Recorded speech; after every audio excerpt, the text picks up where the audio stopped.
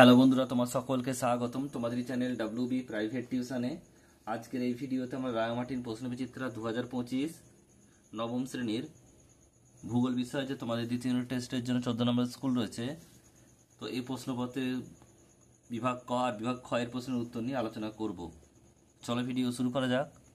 একের দাগে বলছে ছায়াবৃত্ত দ্রাঘিমার সঙ্গে তির্যকভাবে অবস্থান করে বছরে 365 দিন।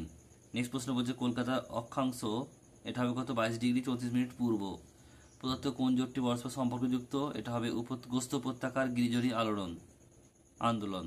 নেক্সট প্রশ্ন বলছে পৃথিবীর বৃহত্তম উচ্চ মালভূমি হচ্ছে কি? তিব্বত মালভূমি। এরপর হচ্ছে পাঁচেরটা বলছে স্ট্যাকল্যাকটাইট যে আবহবিকার প্রভাবে সৃষ্টি হয় তা হলো কি? হাইড্রোলিসিস। পশ্চিমবঙ্গের ন্যূনতম জেলা পশ্চিম বর্ধমান, পশ্চিমবঙ্গ অবস্থিত সিকিমের, এটা হবে কি? দক্ষিণ দিকে। নেক্সট হচ্ছে দেখো বিভাগ খ দুই দাগের একেরটা, এগুলো হচ্ছে কি সত্য মিথ্যা, শুদ্ধ অশুদ্ধ। বলছে এশিয়ার গভীর মরুভূমিতে লোহিত সমভূমি সৃষ্টি হয়, ঠিক হবে। বাংলাদেশের প্রধান নদী গঙ্গা, এটাও ভুল হবে। নেক্সট প্রশ্ন বলছে ভারতের সর্বাধিক জনঘনত্ব যুক্ত রাজ্য হলো পশ্চিমবঙ্গ, এটাও ভুল হবে।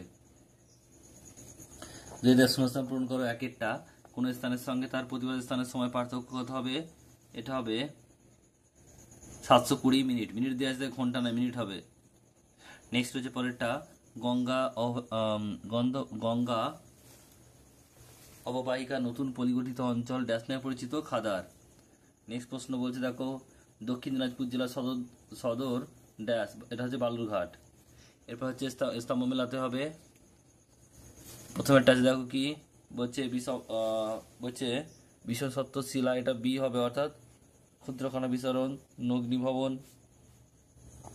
তার ডি হবে ক্ষয়জাত পর্বত নীলনদ উপত্যকা, এটা এ হবে বিখ্যাত সমভূমি। আর বলছে দূরবীন দ্বারা, এটা হবে কি? সি, অর্থাৎ কি? ঋষিলা। এরপর হচ্ছে দেখো ডি এর দাগের প্রশ্ন বলছে 180° দ্রাঘিমায় কোনো একটি স্থানে তুমি দাঁড়িয়ে আছো, সেই জায়গায় প্রতিবাদ স্থানের দ্রাঘিমা মান কত হবে? 0।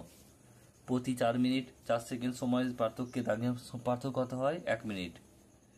বলছে পশ্চিমবঙ্গে দুটি জেলার নাম লেখো যার উপর দিয়ে গুরুত্বপূর্ণ অক্ষরেখা বিস্তৃত হয়েছে, নদিয়া ও পুরুলিয়া।